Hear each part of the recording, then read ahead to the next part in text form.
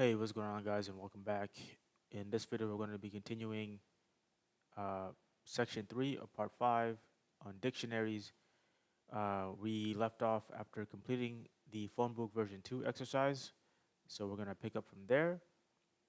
We have a little bit of readings left, and I think maybe 3 or 4 exercises before we complete this section. So we're going to try to go through that material in this video and be ready for the final section of part 5 in the next video. So here we're going to start learning about how to remove keys and values from a dictionary. So, um, it's a very useful piece of knowledge to have, just like uh, how we learned how to remove items from lists. Removing items from dictionaries is also a pretty crucial thing because, say for example, in the real world, you're building a program that tracks users in a database, and you load those users from your dictionary, right? You pull the data from your database and you load them into a dictionary, right? You want to be able to delete those users from your dictionary and also send that data, that update to the database. So that's probably another way you can think about the importance of knowing how to do these kinds of stuff. So removing keys and values from a dictionary, it is naturally possible to also remove key value pairs from the dictionary. There are 2 ways to accomplish this. The first is the command del, D-E-L, which I'm assuming will be short for delete. So here we have a dictionary called staff, and it stores these key value pairs of staff members' name and their roles.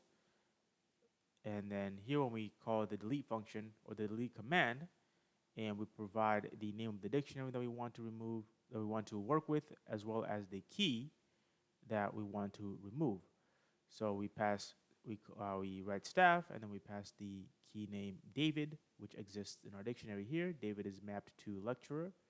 And then when we print the staff dictionary one more time, you can see now we only have the first item, Alan, which is mapped to lecturer, and then Emily, which is mapped to professor. So only these 2 items are now exist in our dictionary. David has been removed. If you try to use the delete command to delete a key which doesn't exist in the dictionary, there will be an error. So in this instance, again, we have the staff dictionary, just like in the previous example, and we use the delete command, but we pass a key to our dictionary that doesn't exist currently. So when we do that, we get a traceback error. We get a key error that Paul, right? We provided this key Paul, but Paul doesn't exist in our staff dictionary. So before deleting a key, you should check if it is present in the dictionary. So we can use if statements for that. Here we have again the staff dictionary defined. Then we use an if statement to say if Paul is in staff, right? If this key Paul exists in our staff dictionary, then delete it. And then print deleted. Otherwise, print this person is not a staff member. So I'll put this in the Python playground for us so we can take a look at it. So we have the Python playground opened up. So when I run this, right, we're going to say this person is not a staff member. So, but otherwise, if I was to just do, let me comment this out, comment the rest of this out, and bump that backwards. Right now we can see that error run, right? Because Paul isn't a key in our dictionary. In fact, let me just, for the sake of being able to see it on the screen, let me indent everything properly here so we can see it. So this is our staff dictionary here. We're trying to delete this key and its value, this key Paul, and whatever value it's mapped to, and we get this error. But if we revert, then and then run this. Oops, sorry. There we go.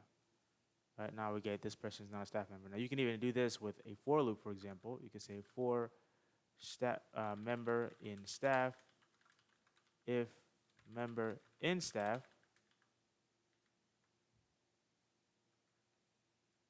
then delete staff member, and then print deleted, else print this person is not a staff member. Right, so you'd have to put this in a function,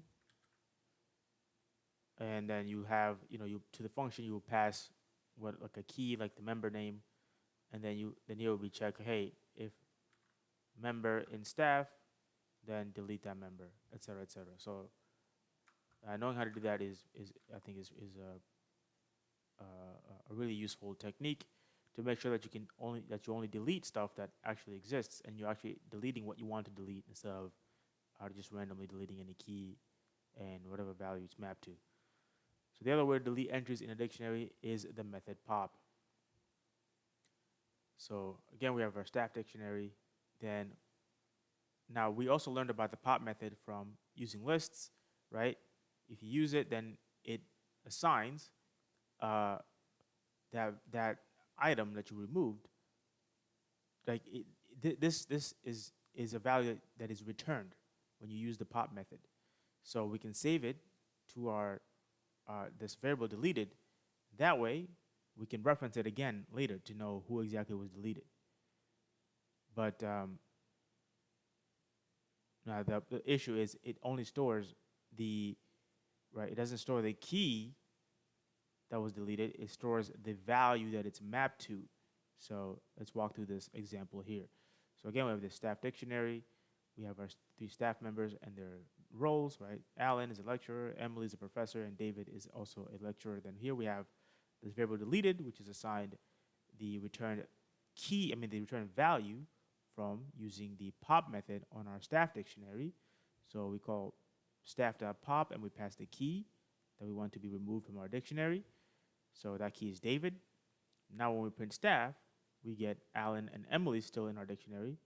And then when we print what was deleted, then it says lecturer deleted, right? Now deleted doesn't store David, it stores lecturer, right? It stores the value that the key is paired to or is mapped to. As you can see above, pop also returns the value from the deleted entry. By default, pop will also cause an error if you try to delete a key which is not present in the dictionary. It is possible to avoid this by giving the method a second argument, which contains a default return value none. This value is returned in case the key is not found in the dictionary. The special Python value none will work here. We've come across none before, and we can use none like this, right? Let's say, for example, here we want a dictionary, but we want to store the values in the dictionary from returned data from a database request. So for now, we can just assign it none, and then we can later on somewhere in our code, we can say staff is equal to this dictionary. Or we can say return data is equal to, I'm sorry, in Python we gotta do snake case, return data is equal to this function called retrieve data, and then, right, so that function, returns something. Maybe we give it like a URL. So here, a real URL to an API. And then now staff is equal to return data. Like that, right? So this is how we can use the none type, right? Just to have like a placeholder value that doesn't mean anything, isn't really usable. And then later, once we get data that we want to store, or we want our variable to reference, then we can assign it like this. So now in this example, right, none is being used as a default return value for the pop function. So if we call the pop function on the staff dictionary, we pass the key that we want to remove, and then we set none as the default return value in case Paul doesn't exist in the dictionary, right? So we'll run this and see what it's going to do, right? This person is not a staff member, right? Because Paul doesn't exist in the dictionary.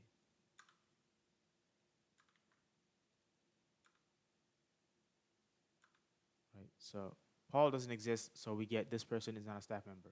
But if we were to do David, for example, since David is in our staff dictionary, then lecturer deleted, right? The key that David is mapped to is lecturer. Now we say lecturer deleted. So this is how you can use the none type to in Python. In this instance, when you're removing items from a dictionary using the pop function.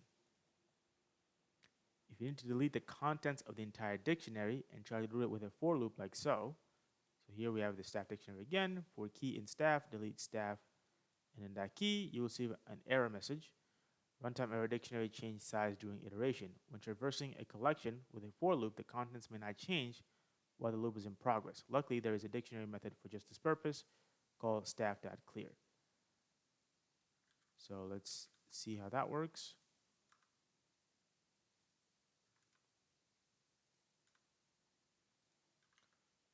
Now I'm assuming when you use the clear method here, staff.clear, then perhaps we pass the key. Let's see if this works. Okay, so the clear method doesn't take any arguments. And we're still getting the same error. So I'm assuming this is only for us to do this. There we go. So it doesn't take any arguments, and you can't run it in a loop because the size of the loop can't change. I mean, of whatever we're iterating through can't change while the loop is running. So that's what you can use this if you want to clear your dictionary in one go without having to loop through anything. Okay, here we have our first exercise called invert a dictionary. We're told to please write a function named invert, which takes in a dictionary. As its argument, the dictionary should be inverted in place so that values become keys and keys become values. An example of this use below. So here we have a dictionary called S. So we have this key 1, which is paired to first, key 2, which is paired to second, and so on and so forth. Then we call the invert function and pass our dictionary to it, and then print the dictionary once it's gone through the inversion. So now our values become keys, and our keys become values. So now first point is mapped to 1, second is mapped to 2, third is mapped to 3, and fourth is mapped to 4. The principles regarding lists covered here also hold for dictionaries. Pass as arguments. If you have trouble completing this exercise, the visualization tool will help you understand what's going on. Okay, so we have the VS Code opened up, opening up the open up the exercise here. We're going to define the function called invert, which takes in a dictionary of type dict. So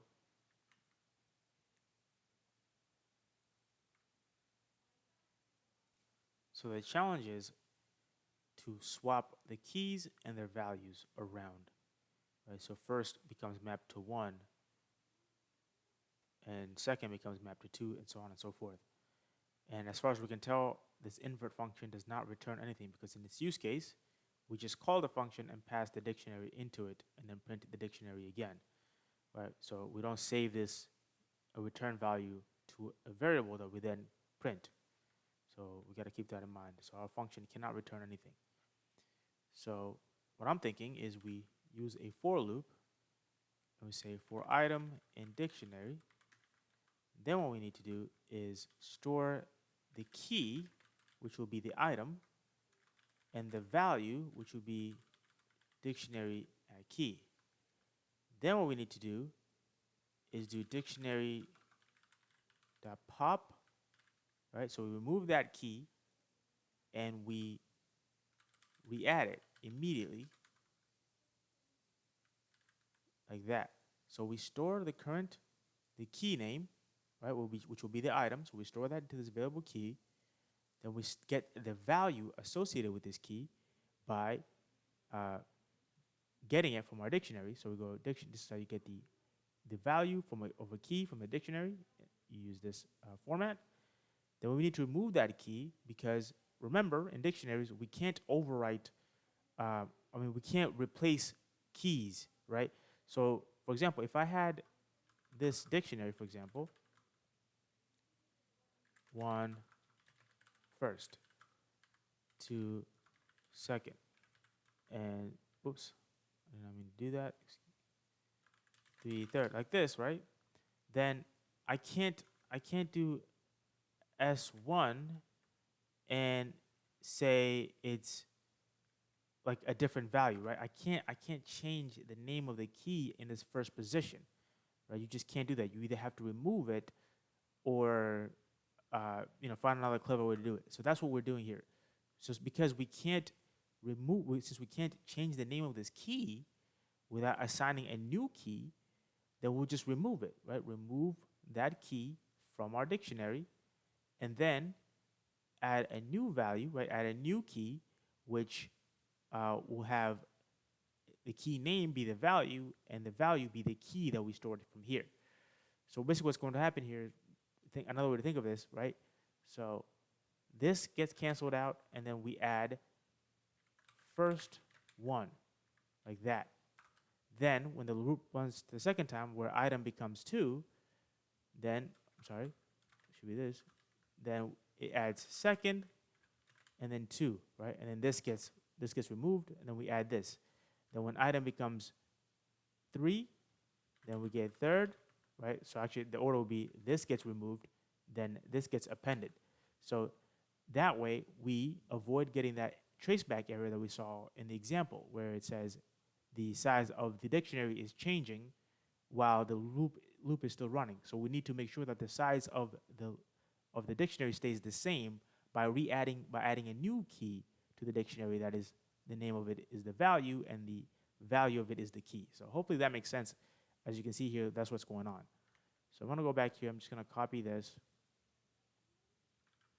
and we're going to place it here and we're going to run this and see what it does.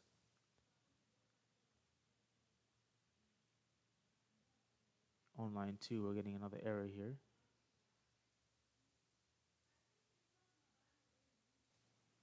Okay, so we're running through the same problem that we saw earlier of having this traceback issue. So I'm gonna remove everything. I think this will continue to happen because, again, I guess I haven't truly thought about that even if we're doing re-adding of items into the list, to the dictionary before they're removed, after they're removed, but before we go to the next step, that would cause an issue of the list size change. The dictionary size changing during the loop.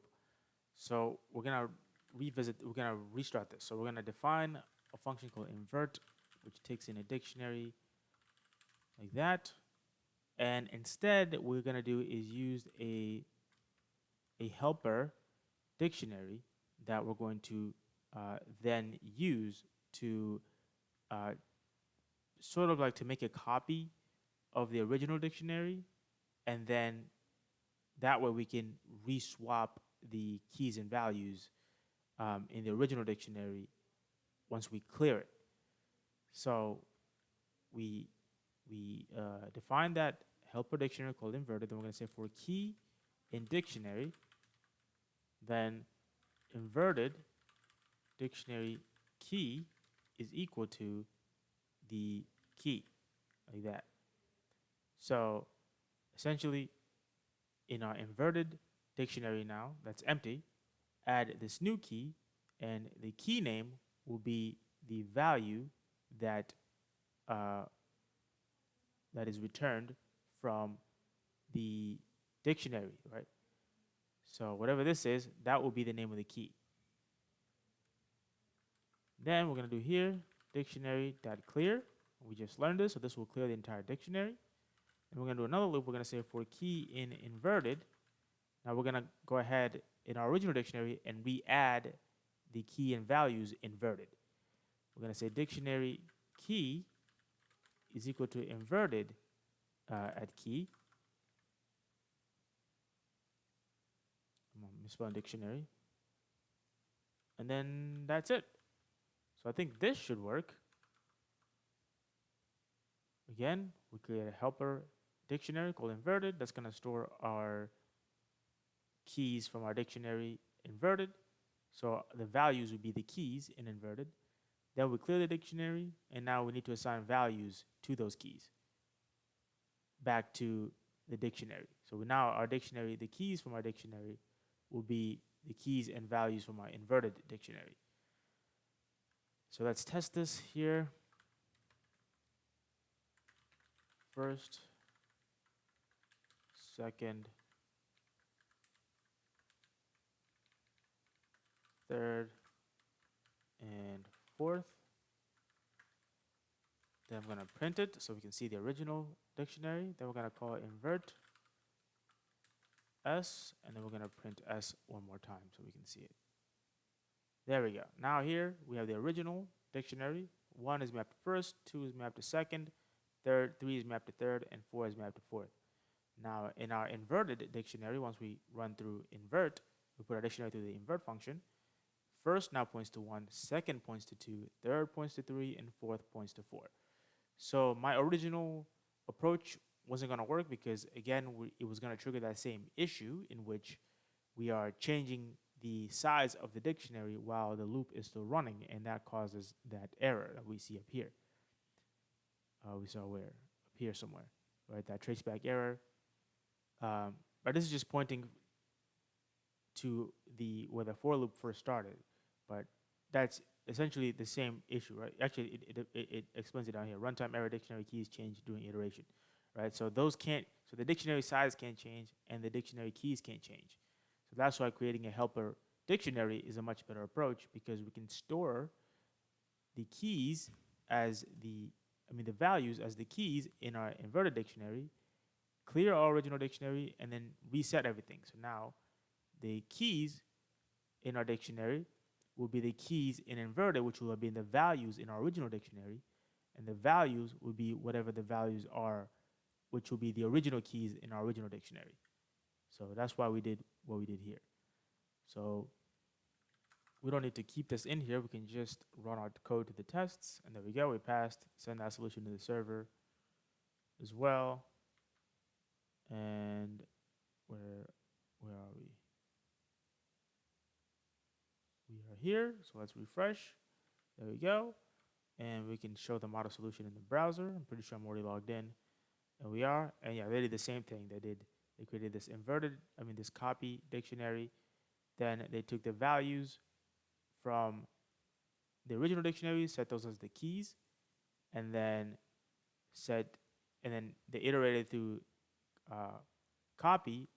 But because copy and dictionary are the same size, we can then use their double sizes to delete the keys, delete each value, basically to empty the dictionary, right? And then we can come back around and assign each key that is now the value, which is the keys in our copy dictionary, which are originally the values in our original dictionary. It's a bit of a mess, as the new keys and values.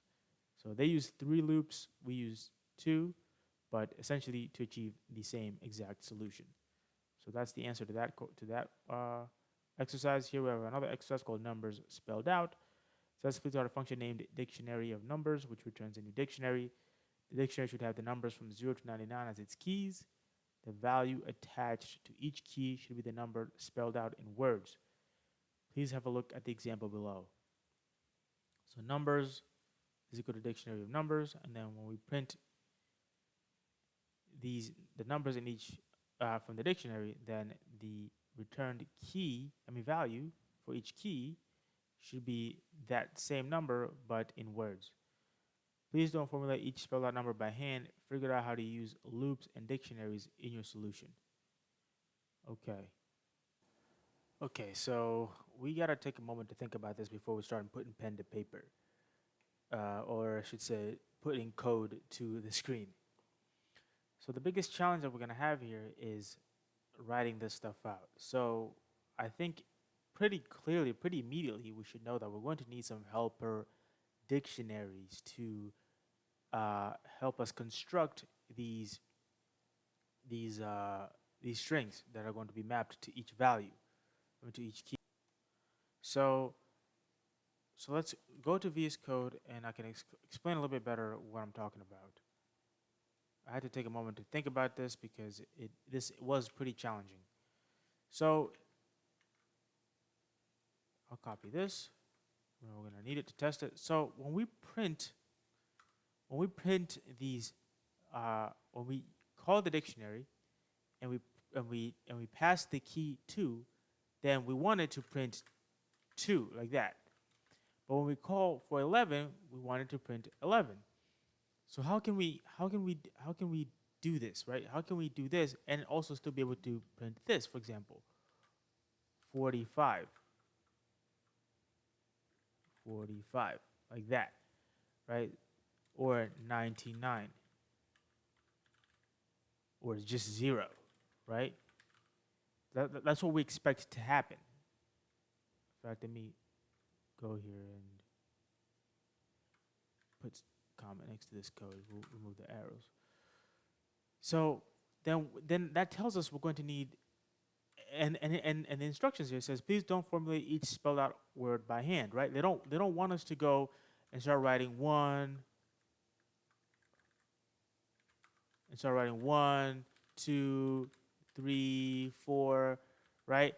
And so on and so forth until we reach 91, and then 92, right? And so on and so forth until we reach 93, right? They want us to be a little bit clever and figure out a way how we can limit having to manually or to write everything by hand, write all the values by hand that are going to be matched to our huge dictionary that's going to have 100 values in it, 100 key value pairs in it, right? So what can we do? So we can think of splitting our helper dictionaries in a way that will help us construct these strings, especially these strings between 20 and 99, right? I mean, from 20 to basically from 20 onwards, right? Because, for example, if we were to print 21, then we're going to need to print 20 and 1, right? So hopefully you can try to see the picture. We need a way to break down this number so that we can get the 2 and point it to a dictionary that has it mapped to 20, and the 1 pointed to a dictionary that just has the string 1 mapped to the key 1. So what I'm going to do here, I'm going to define some dictionaries. One's going to be called the ones. Second one's going to be called the teens, and the next one, the last one's going to be called the tens. So we're going to have 3 dictionaries, and they're going to have at most like 10 items each. So for the ones, it's going to be pretty simple. We're just going to write 1 and map that to the string 1. Then 2 is going to be mapped to the string 2, and so on and so forth. So let me just do that real quick. 3, 4, 3, and 4. Then 5. Then 6. Right, you can do this on your screen as well. 7. In fact, I'm just gonna cut until we get to we're almost done with it anyway. So 8, and this will be 9, and this will be 8.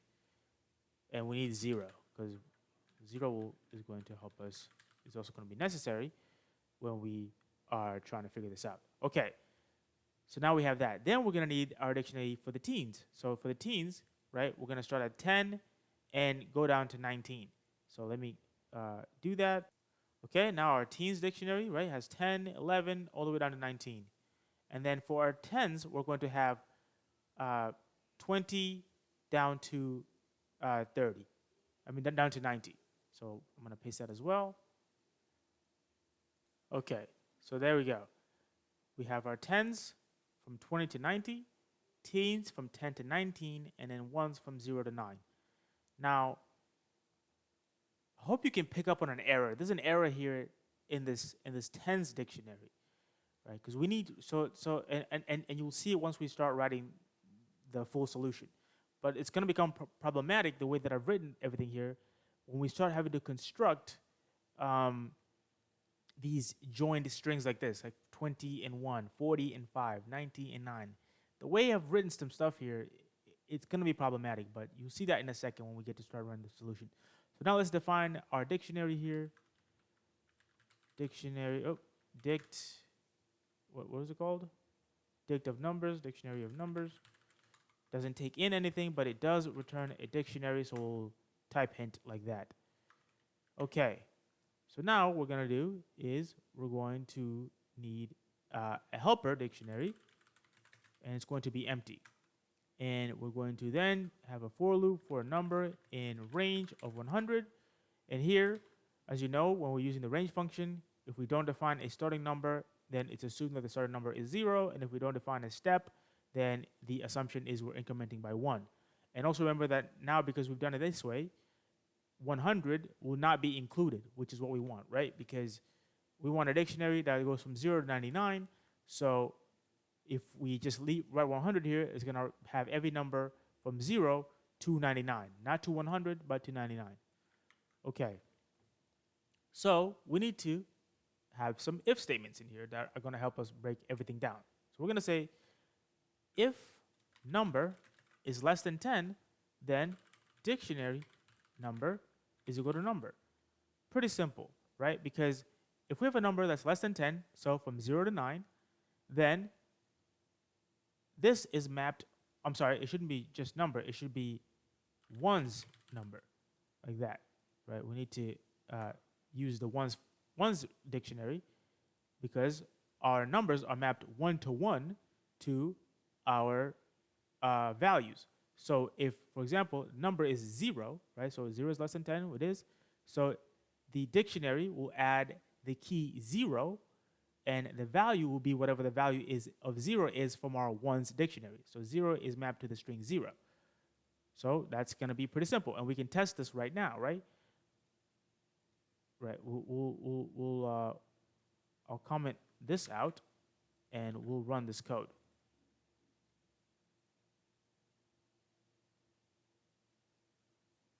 What's the problem? Oh, I'm sorry, because we're not returning the dictionary here. Return dictionary, right? Because this has to return a dictionary. There we go. So now we get 2. Actually, in fact, let me clear this. In fact, I have a lot of extra terminals running. So let's run this. And there we go. We get 2 printed out, right? And we can do this with 0. Right? We can do this with 0. We can do this with 9. We can do this with 7. Right? Just as an example, right? 0 gets printed. 9 gets printed.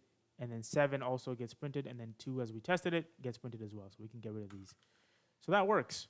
Now, what about for numbers between 10 and 20? So we're just going to say here, elif number is less than 20, and dictionary at number is equal to teens at number. Okay, so we can save that. So now, if we want to print 11, for example, or 12, or 16, or 19, right? Let me get rid of these comments. It's going to work. So let me clear down here, and let me run the code again. So now we still get 2 printed. We get 11, we get 12, we get 16, and we get 19, right? Because again, when a number is between 10 and 20, then that number is mapped 1 to 1 to our teens dictionary. So that's how we can get these values added to our dictionary. Okay, now we need to worry about any number greater than 20. So else, any number greater than 20 has to be a combination now, right? We need to be able to dissect that number so we can get the ones place and the tens place from that number, and then we can concatenate the values returned from our tens dictionary and our ones dictionary and assign that as the value to the number, to the key of the dictionary, right? The number key in the dictionary.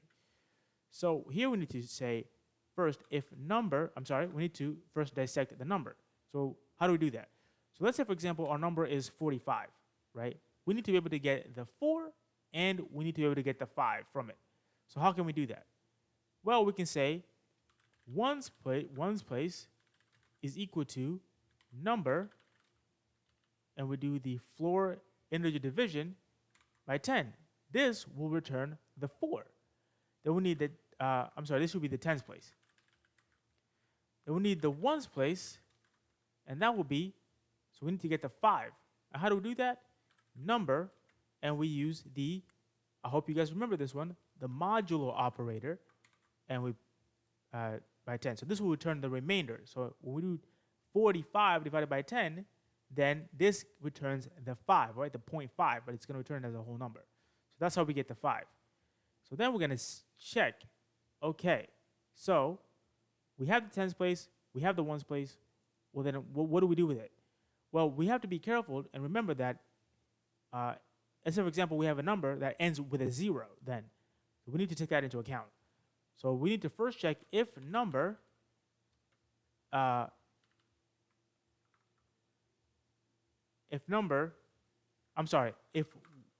ones place is equal to 0, then dictionary of number is equal to uh, what's the name of the dictionary? Tens of number. But hold on a second, we have a problem, right? So that will work for 20, 30, 40, right, 50, right? So if the number is 20, 30, 40. But what happens if we're working with a number like 45, right? Our tens dictionary doesn't have 45 in it. It only has 40. So we need to change how the keys are written in such a way that we can also map them one-to-one with the tens place. So right now, if we have 45, for example, then the tens place will just be 4. But the key, right, there's no 4 key in here anywhere. So we won't be able to get access to 40. So what we need to do is just go to the keys and rename them so that they're at the only have they're basically ones, right? So 2, 3, 4, 5, 6, 7, 8, 9. So now that way, when we have a number like 45, then when the tens place is a 4 and the ones place is a number other than 0, then we can be able to use the tens place for our concatenation. So if ones place is equal to 0, then dictionary number is equal to tens, right? So then it would just be whatever. Oh, actually, no, it should be tens number. It should be dictionary number is equal to tens place. So the 4 will map to 40. So if we have, if the number is 40, for example, and in fact we can test this right now. I'll save this and I will add here a print for 20, 30, and we'll also do 40. Let me clear this and run the code. And there we go. We get 20, we get 30, and we get 40 printed just right. But if I was to do 41, for example, then we're going to get an error, right? 41, right? And we also don't need to do any concatenation in this instance, right? We don't need 40, 0, because that's not a real thing, right? It's 40. Okay. Else, now we need to worry about the tens place if the ones place isn't a 0. Then we're going to say dictionary at number is equal to an f string tens place, and then ones place. I'm sorry, I forgot to close this here and there. And we need that instead of this. There we go. Like that. Because remember, the format for these kinds of numbers like 45 and 99 are show us clear concatenation, right? 40 and 5, and we have the hyphen. 90 and 9, and we also have the hyphen. So now this should now work and work for any other number like 21, right? It'll work for 45, it'll work for 99, and it will work for 0 as well. So let me comment those out. I'm sorry, let me clear this so it's easier for us to see. And I'll make this a little bit bigger for us. And there we go. We get 2 printed right here. We get 11 printed here. We get 12. We get 16, 19, 20. We get, right, 20, 30, 40, which is right here, 20, 30, 40. Then we get 41 printed. We get 21 printed.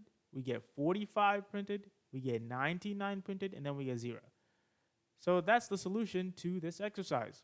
So this was I had to take just a moment to think about it because the hints were clear but not too clear. So I had to think about it a little bit, right? How can we do this in a way that doesn't require us to manually write 0 to 99 in our dictionary? So we create these 3 helper dictionaries for the ones place, the teens, and the tens place, right? Make sure that the keys for the tens are single digits so that when we do our divisions, right, our floor divisions, our modular divisions, that we can get each number separated properly. And then we can use f strings for concatenations. You can also do it this way, right? If you're unsure about f strings, you can just do tens place plus concatenate like that.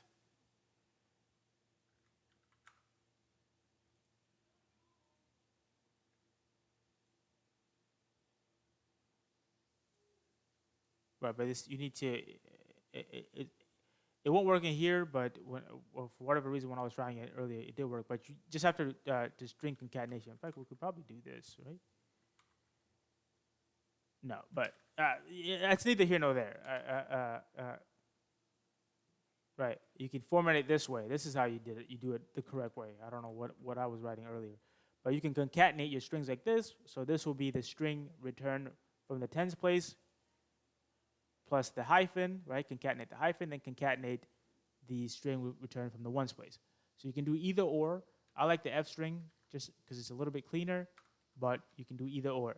In fact, I'll leave it in here so when somebody's viewing the dictionary, the solution on the GitHub, they can see that you can also write it this way. Can also concatenate strings like this. In fact, actually, let me just put this on a new line. Right, so this is the solution. We can run our tests. Oh, we got a problem. So we need to put this in if name is equal to main, like that, and paste everything. Make sure everything's properly indented, like that. We'll get rid of these comments. They don't serve us any purposes anymore.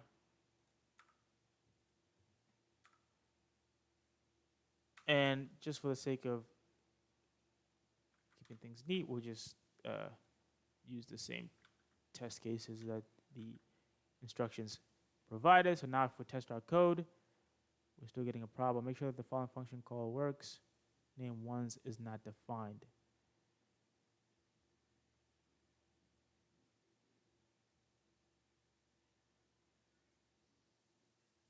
Well, that's a problem. Hold on a second. So when we test it, it works. Let me figure this out. Okay, so the error is pretty simple. It's the order of how we have defined everything. So this needs to be outside of this if block because since this dictionary of numbers function is going to rely on the ones, teens, and tens dictionaries, we need to define those before we define the function.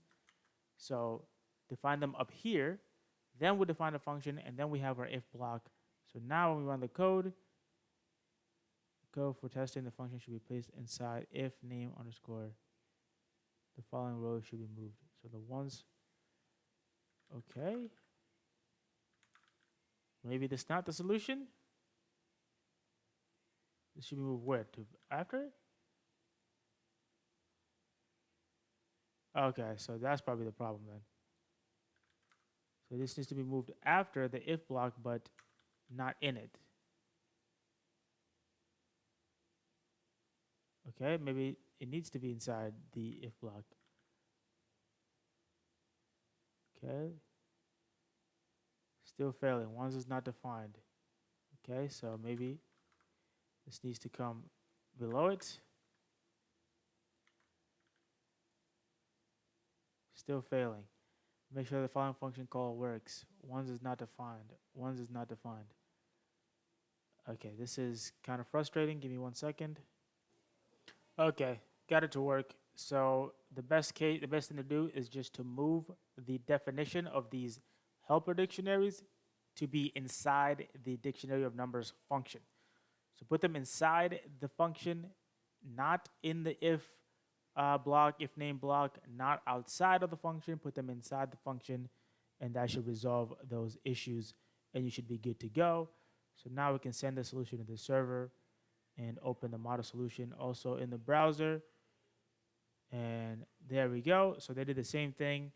They defined the helper dictionaries in dictionary of numbers function. Then they have their the numbers dictionary that they're going to assign.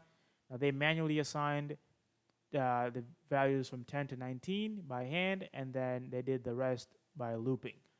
Um, I mean, I don't have a problem with this approach, but I think maybe our way might be even a little bit cleaner. Um, but again, entirely up to what you guys prefer. But that is the solution for this exercise.